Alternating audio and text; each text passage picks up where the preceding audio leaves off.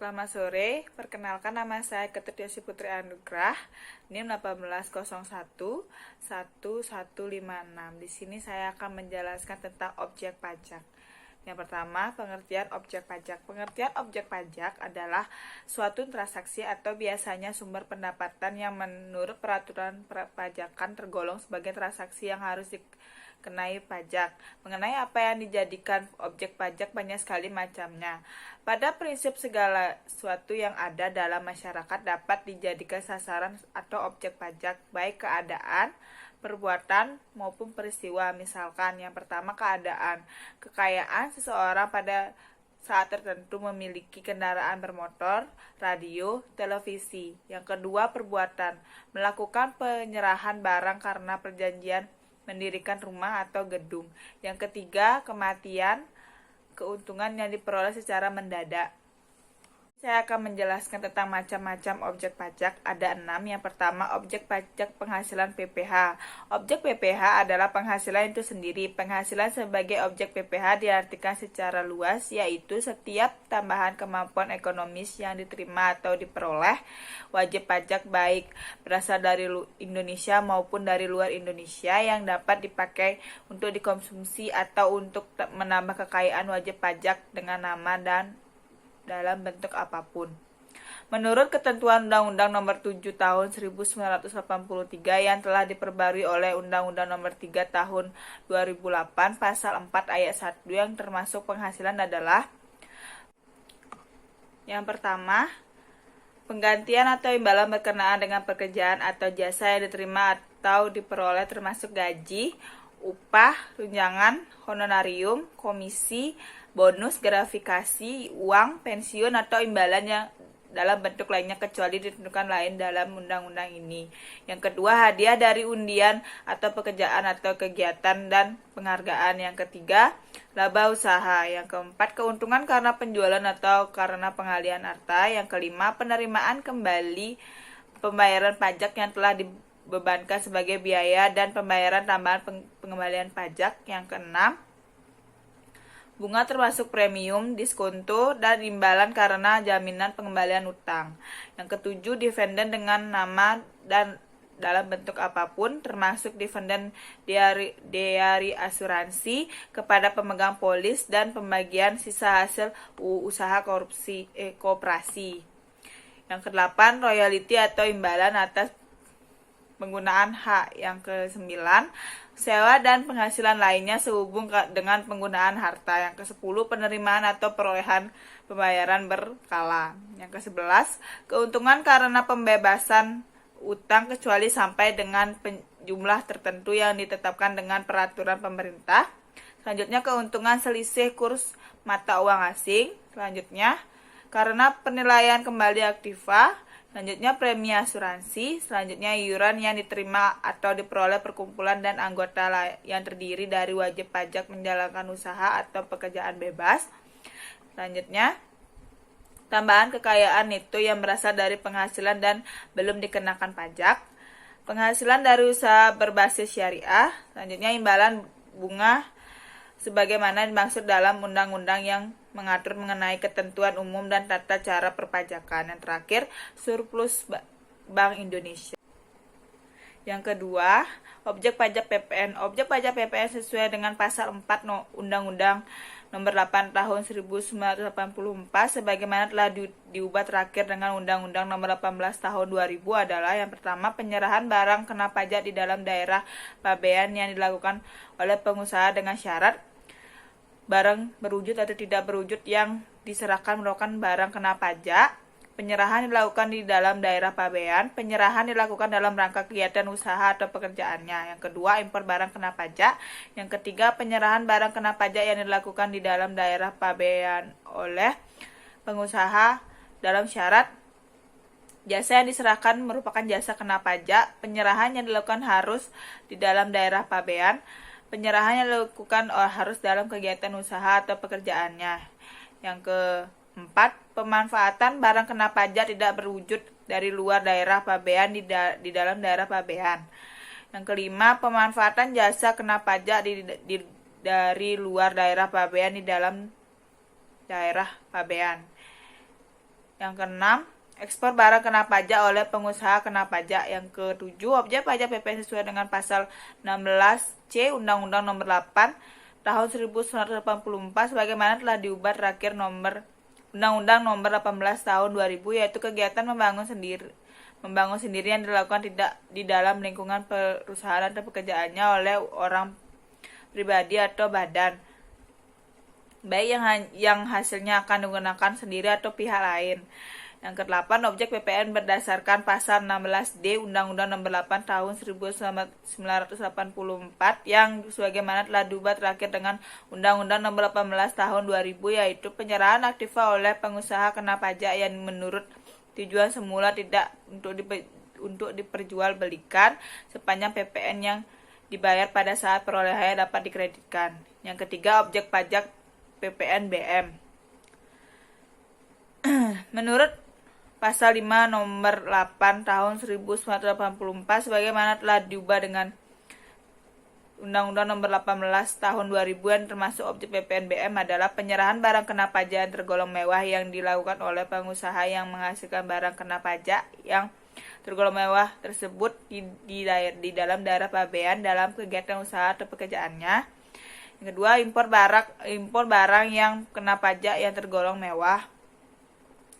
Yang keempat, objek pajak bumi dan bangunan. Dalam pajak bumi dan bangunan menjadi objek pajak adalah bumi dan atau bangunan.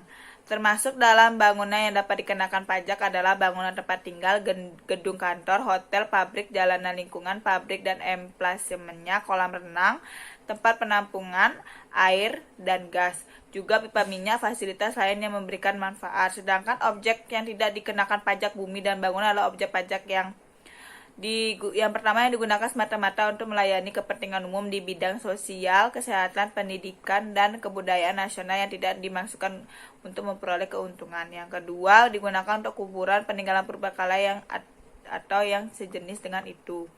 Yang ketiga, merupakan hutan lindung, hutan suaka alam, hutan wisata, taman nasional, tanah pengembala yang dikuasai oleh desa dan tanah negara yang belum dibebani suatu hak. Yang keempat, digunakan untuk perwakilan diplomatik konsulat berdasarkan asas perlakuan timbal balik. Yang kelima, digunakan oleh badan atau perwakilan organisasi internasional yang ditentukan oleh Menteri Keuangan.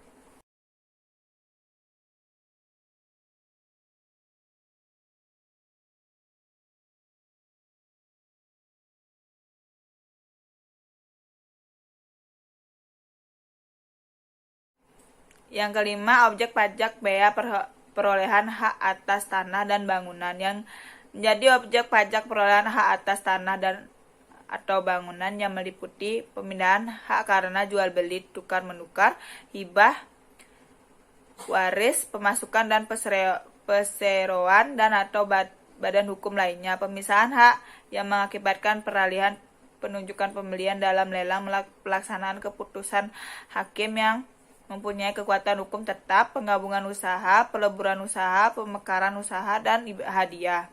Yang kedua, pemberian hak baru karena kelanjutan pelepasan hak dan luar pelepasan hak. Adapun yang dimaksud hak atas tanah diantaranya adalah hak milik, hak guna usaha, hak guna bangunan, hak pakai, hak milik atas satuan rumah susun, hak pengelola. Yang terakhir, dari macam-macam objek pajak ini adalah objek pajak bea materai. Di dokumen yang dikenakan bea materai adalah yang pertama surat perjanjian, yang kedua akte-akte notaris, yang ketiga akte-akte yang dibuat oleh penjabat pembuat akte tanah termasuk rangkap-rangkapnya, yang keempat surat-surat dengan jumlah uang.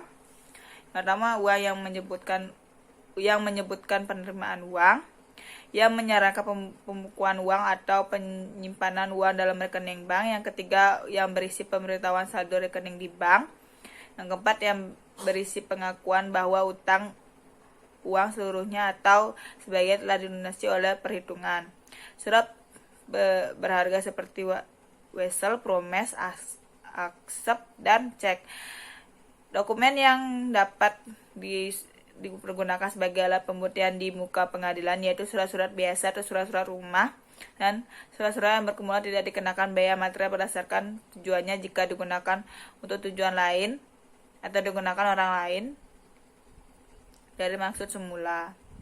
Sedangkan yang tidak dikenakan bea materai dokumen berupa surat penyimpanan barang, konsumen, surat angkutan penumpang dan barang, keterangan pemindahan, bukti untuk penerimaan atau pengiriman barang, surat pengiriman barang yang untuk dijual atas tanggungan pengiriman, surat bentuk ijazah, yang terakhir tanda terima gaji, uang tunggu, pensiun, uang tunjangan, dan pembayaran lainnya yang berkaitan dengan hubungan kerja, surat-surat yang diserahkan untuk pembayaran tersebut.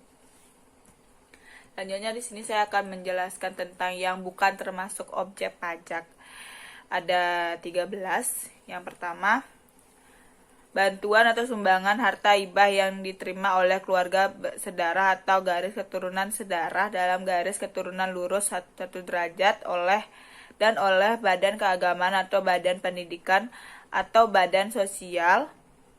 Yang kedua, warisan. Yang ketiga, harta termasuk setoran tunai yang diterima oleh badan sebagai maksud dalam pasal 2 ayat 1 huruf B sebagai pengganti saham atau sebagai pengganti penyertaan modal. Yang keempat, penggantian atau imbalan sehubungan dengan pekerjaan atau jasa yang diterima dan atau diperoleh dalam bentuk natura dan atau kenikmatan dari wajib pajak pemerintah kecuali yang diberikan oleh bukan wajib pajak.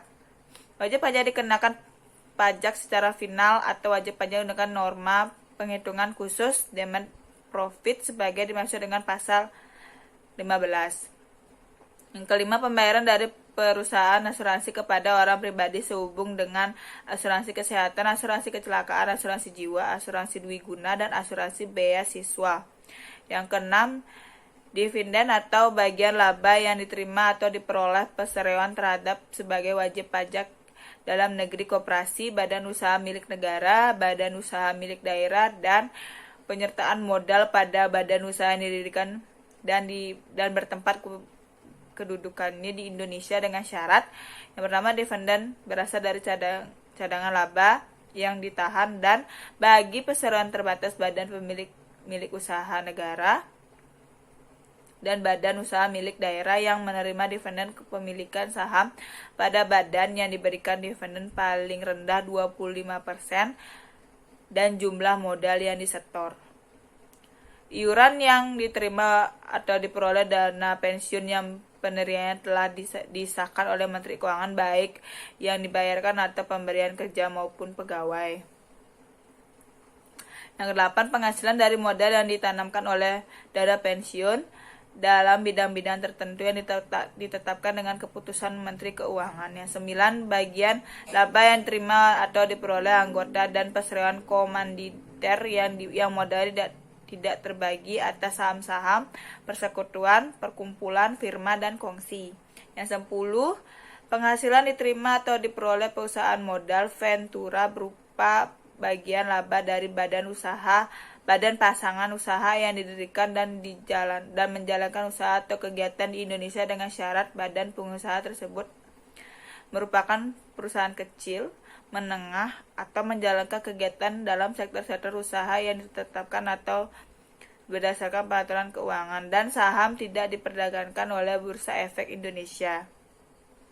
Yang ke-11, beasiswa yang memenuhi persyaratan tertentu yang ketentuannya diatur lebih lanjut atau dengan berdasarkan peraturan Menteri Keuangan.